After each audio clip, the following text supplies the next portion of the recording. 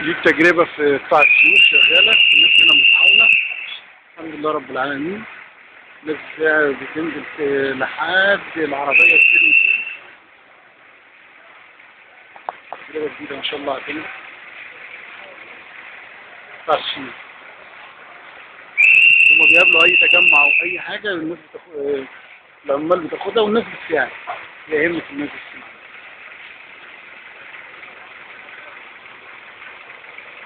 الله ينور على كل الناس، الله ينور على قطاع السيوف، الله ينور الأخ محمد الدين، الله ينور كل المقاولين العرب والرد الجديد. الحمد لله رب العالمين. طبعا صوت الصفارة ما شاء الله يعني نبه أي حد، ما تخليش أي حد يرمي.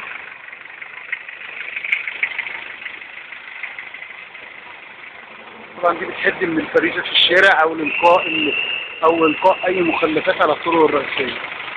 ربنا معانا إن شاء الله، خلاص النوايا إن شاء الله كل حاجة صح. شكرا.